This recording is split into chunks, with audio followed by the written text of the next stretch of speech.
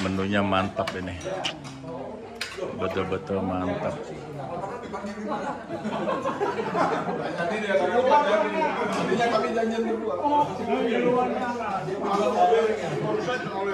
Ini keseruan para majelis GKSB Tanjung Karang, baik yang induk maupun yang di wilayah kelompok.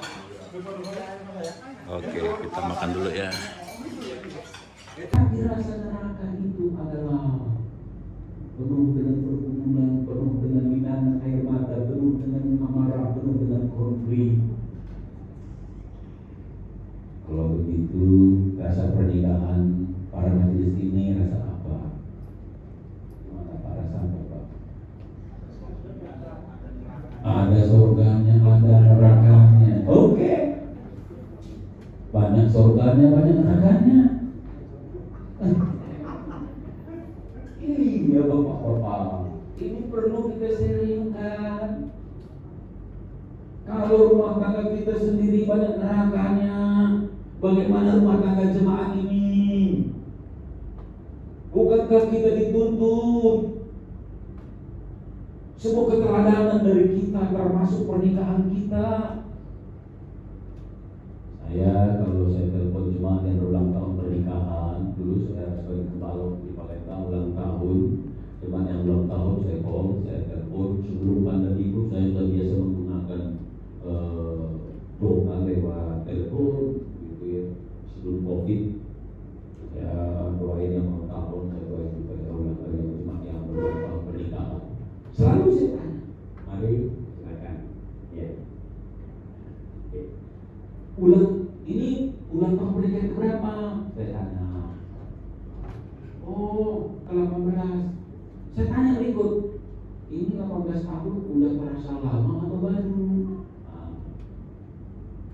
saya bisa tebak rasa pernikahannya rasa apa? Wah, rasa baru Pak Pendeta. Udah 18 tahun, tapi rasanya masih baru. Berarti pernikahan oke. Udah keberapa ini mata pernikahannya? Udah tahun ke-6. Gimana rasanya? Ini udah lama tuh baru? Wih, rasanya sudah lama sekali Pak Pendeta. Baru 6 tahun, sudah terlalu lama. Karena sering ribut, sering konflik.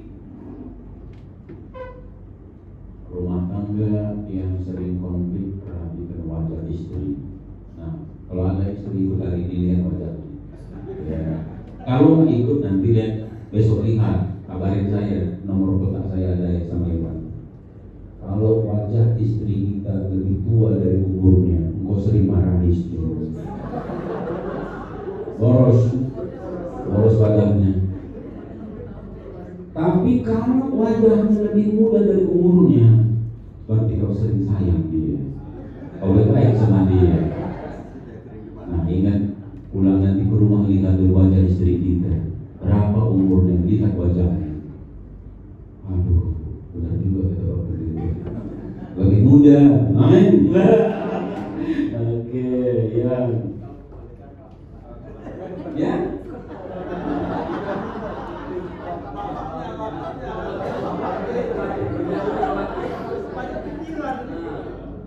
Bapaknya sama lah. Sama juga bapak-bapaknya itu juga kalau cepat, wadah lebih tua daripada umurnya. Tapi bapak-bapak memang ini pada kerja keras. Kerja keras demi si buah hati.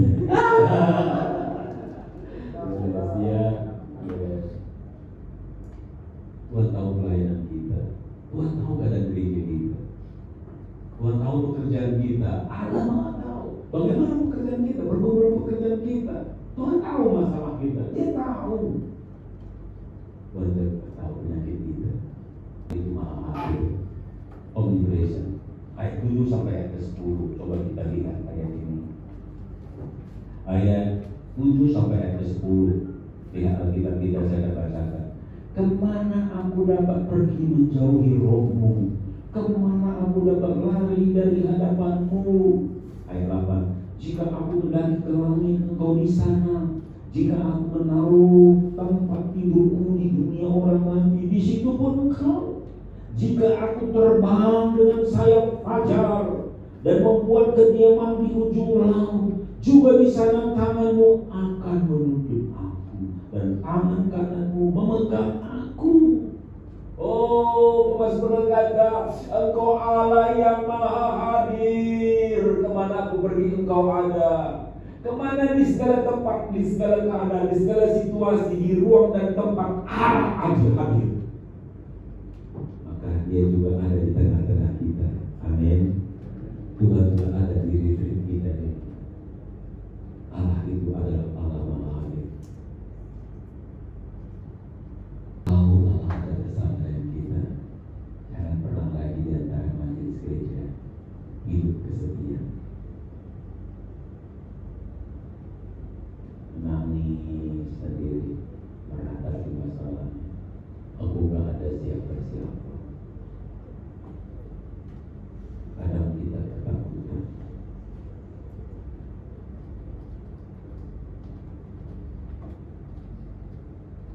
Jikalau kita tahu Allah ada bersama dengan kita, maka satu hal, seharusnya kita takut berdosa. Karena kita tahu Allah itu melihat, mengetahui. Kejahatan itu biasanya dilakukan saat ada orang atau saat tidak ada orang. Gimana Bapak-Bapak? Kadang ada juga ya, tapi pada umumnya, jangan juga, tapi pada umumnya di tempat yang sepi, pencuri itu mengambil di saat dia merasa tidak ada yang melihat.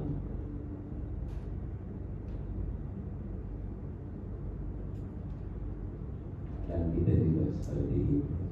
Di saat kita merasa tidak ada yang tahu, ya, saat dinas keluar kota,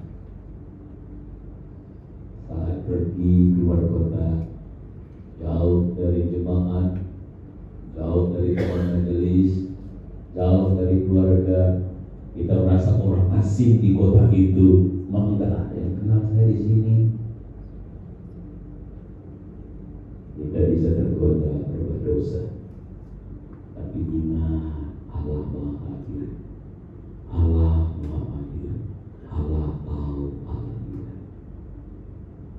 Yang ketiga yang dinyatakan oleh Mazmur ini adalah Allah maha kuasa. Ayat 13 sampai 16. Mari perhatikan Alkitab kita. Saya bacakan ayat 13. Suatu buah pinggangku menurut aku dalam kandungan ibuku. Aku bersyukur kepadamu oleh karena kejadianku dahsyat dan ajaib yang kau buat, dan jiwaku benar-benar menyadarinya. Tulang-tulangku tidak terlindung bagimu ketika aku dijadikan di tempat yang tersembunyi, dan aku direkam di bagian-bagian bumi yang paling bawah. Matamu melihat selanjutnya aku bakal aman, dan dalam kitabmu semuanya tertulis hari-hari yang akan dibentuk sebelum ada satu pun dari aku. Aku Bapa, cobalah aku Tuhan. Saya sering tak menyanyi di bagian ini. Gentar saya, takut saya, ujilah saya. Saya tidak tahu pengalaman Bapak Ibu para majelis gereja membaca ayat ini. Saya tidak tahu bagaimana hati kita bergetar atau tidak saat menyanyikan pujian ini. Apakah biasa-biasa? Ujilah Tuhan, cobalah aku Tuhan.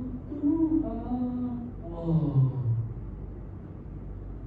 siapakah yang berani berkata seperti ini?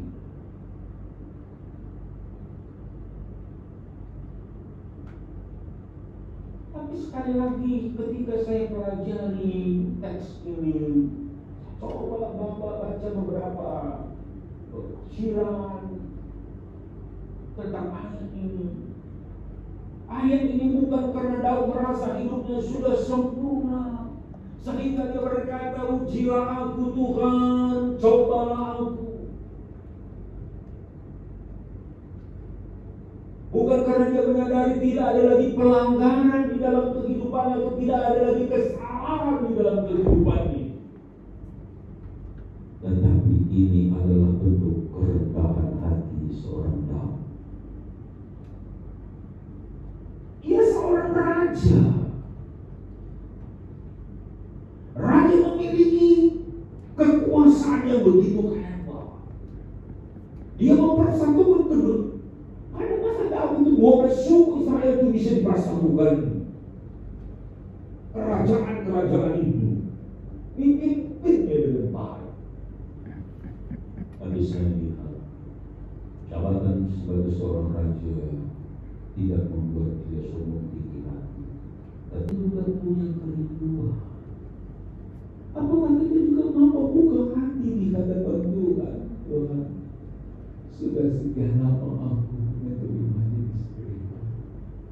Bisa jadi Tuhan dalam pelayananku ada hal yang tidak memuliakan Tuhan.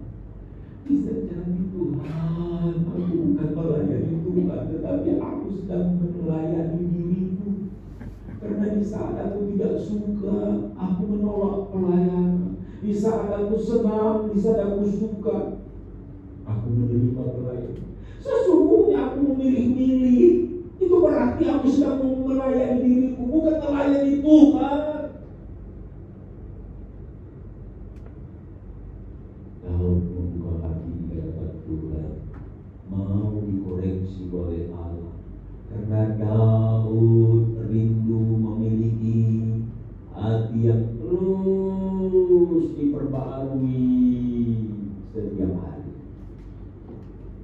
Daud memiliki kerinduan supaya hatinya dibarui oleh Tuhan setiap hari, supaya hatinya benar berkenan di hadapan Allah, supaya hatinya tulus, supaya hatinya lurus, supaya hatinya jujur, supaya hidupnya berkenan di hadapan Allah. Mungkin kita merasa dia punya motivasi yang lain, tetapi kalau Allah yang mengoreksi kita, pasti koreksian itu adalah benar, dan sekali lagi tujuannya tidak bermaksud menjatuhkan kita, tetapi untuk memperbaharui kita, mengupgrade kita supaya kita next level.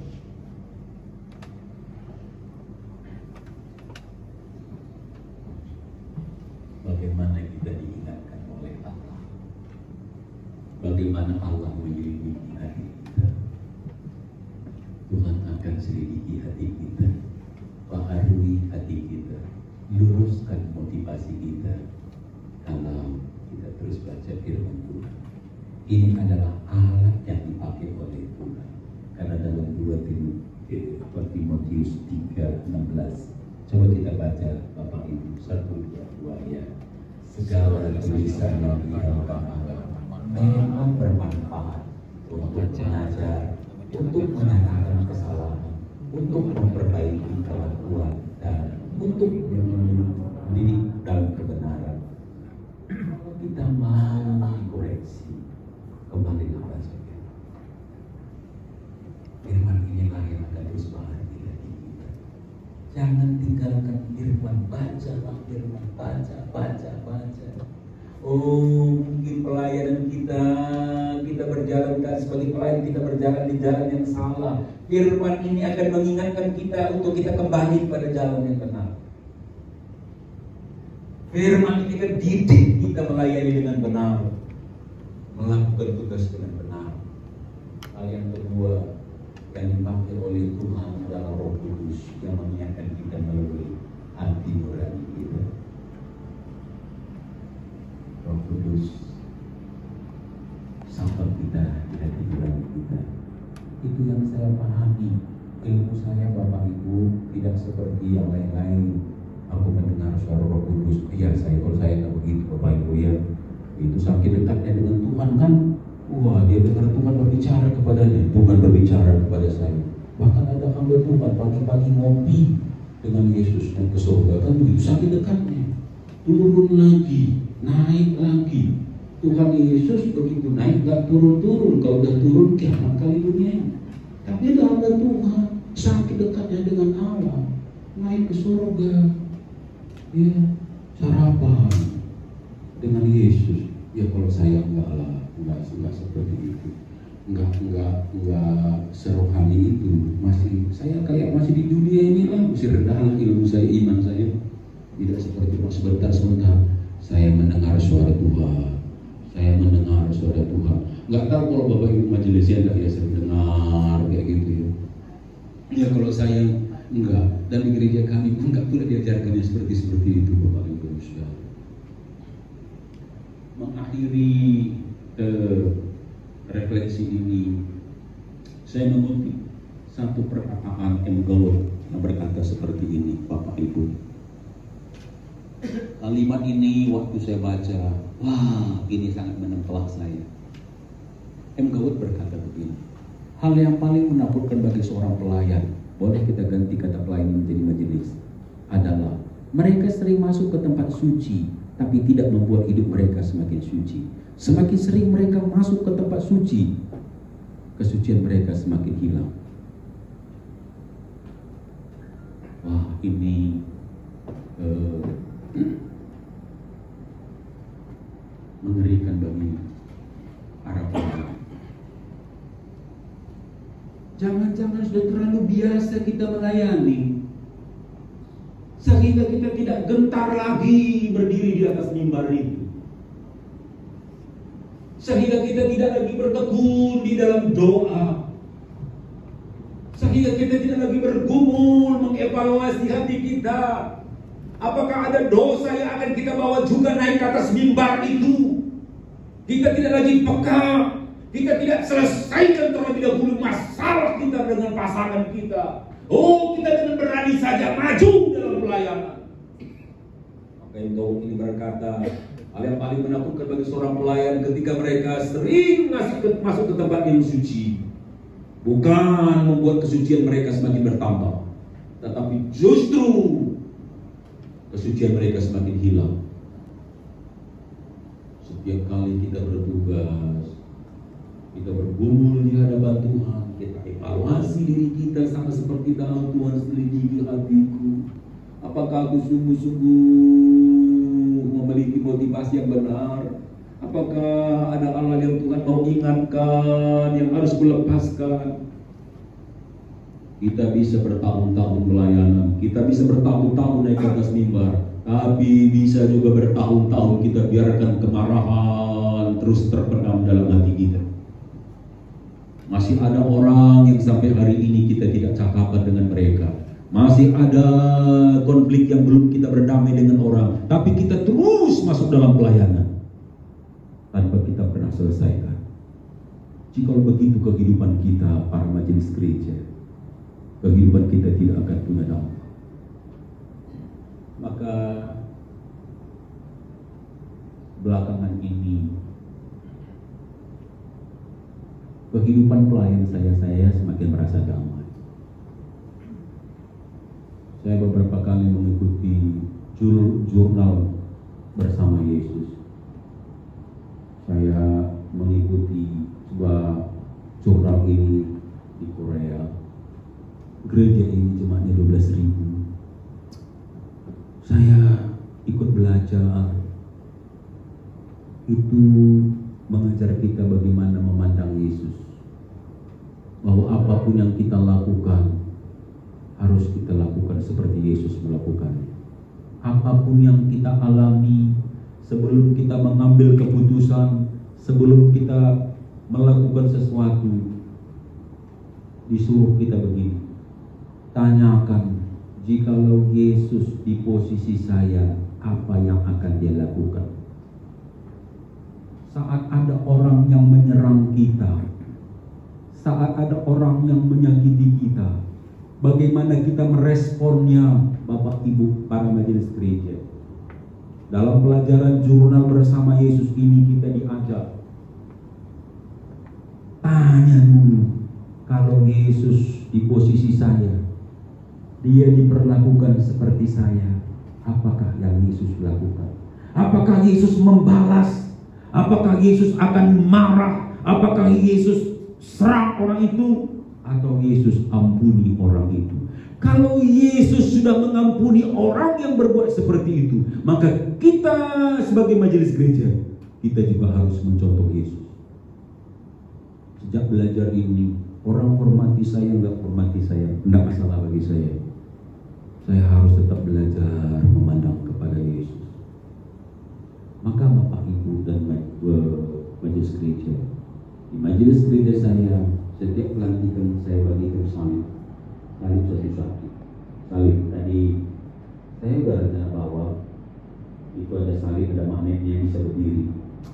Di rapat harus bawa salib itu. Kita harus belajar memandang Yesus. Rapat bukan tempat ribut. Rapat bukan tempat kita berargumentasi, tapi rapat adalah tujuan untuk menyenangkan hati Yesus. Maka setiap pelantikan itu saya beli dari Korea, saya pesan dari Korea ini. Saya bagi satu-satu setiap pelantikan. Kalau ada yang bertukar baru kasih, dan wajib dibawa setiap rapat. Kalau ada ribut, kita stop dulu. Pandang Yesus. Apakah Yesus akan lakukan seperti yang kita lakukan ini kalau dia juga ada di rapat kita ini? Inilah yang dilakukan di gereja bertumbuh ini, di Gembala Baik. Cuma ada 12.000.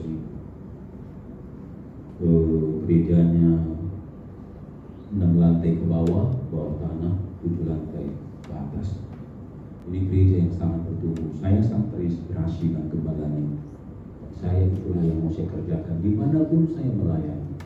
Itu sedang saya ajarkan. Gereja saya buat tema tahunannya diubah seperti Yesus. Nggak ada lagi hal yang lain. Kita harus semakin serupa dengan Yesus. Maka pikirkan, Bapak-bapak sekalian, apakah semakin lama kita pelayanan, hidup kita sudah semakin serupa dengan Yesus, atau kita sudah melenceng dari Yesus? Inilah pergumulan bagi gereja hari ini. Inilah pergumulan gereja hari ini. Mahatma Gandhi berbicara kepada seorang misionaris di India. Karena misionaris ini berkata begini, Tuan Gandhi, Anda sering mengutip perkataan Tuhan Yesus, khotbah di bukit. Tetapi kenapa Anda sendiri menolak Yesus? Tapi Gandhi berkata, aku tidak pernah menolak dan membenci Yesus, tetapi yang aku benci adalah orang Kristen. Dia punya pengalaman ketika memasuki gereja, secara mencatat. Dia pergi ke Kulit Putih, gereja Kulit Putih, dan dia diusir dari gereja. Cepat tinggalkan gereja, kalau mau akan diusir. Gerejamu bukan di sini. Maka Gandhi berkata, apa bedanya dengan agama di negara saya yang punya kasta-kasta? Maka dia berkata kepada misionaris itu, jikalau orang Kristen sama seperti Yesus, maka seluruh dunia akan jadi orang Kristen. Hari ini yang menghambat, salah satu penghambat kekristenan itu adalah kita ini orang-orang Kristen yang tidak hidup seperti Yesus. Kita sering mengkhotbahkan Yesus yang penuh dengan kasih, tapi kita kurang kasih. Kita mengkhotbahkan Yesus yang suka mengampuni, tetapi kita pendendam, kita konflik, kita terlalu berat untuk mengampuni. Maka sekali lagi, sama seperti Mazmur ini tadi berkata, sudah waktunya kita berkata, Tuhan selidiki aku, selidiki hatiku. Bolehkah kita nyanyikan satu lagu ya? Penuhiku, biarkanlah jiwaku tenang bersamamu. Jiwaku tenang bersamamu dalam naung. Sekali lagi dari awal coba kita nyanyikan, rohmu yang hidup penuhiku. Rohmu yang hidup penuhiku, mengalir dalamku.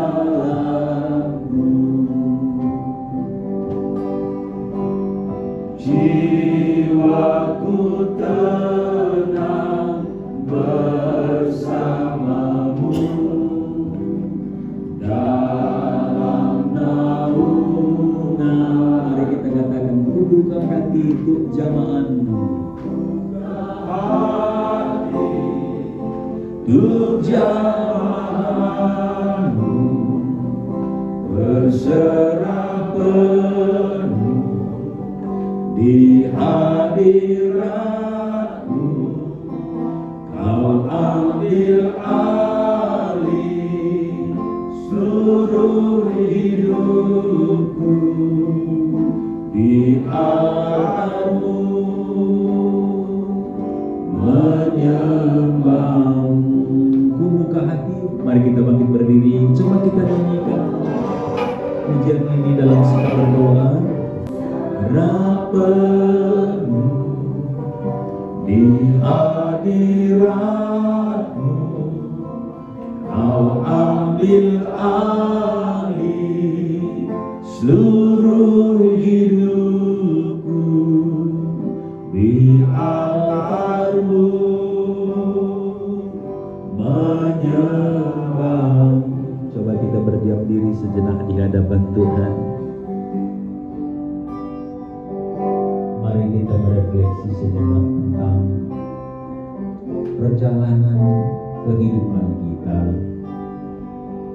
perjalanan pelayanan kita. Ketika kita berefleksi dari Mazmur 139 ini, adakah sesuatu yang Tuhan ingatkan? Adakah Roh Kudus sudah berbicara di hati nurani kita? Ketika Dia menyelidiki hati kita, ketika Dia singkapkan hal-hal yang mungkin selama ini tersembunyi dalam kehidupan kita. Mungkin ada sesuatu yang kita tunjukkan, atau ada hal yang kita belum bereskan dalam kehidupan kita.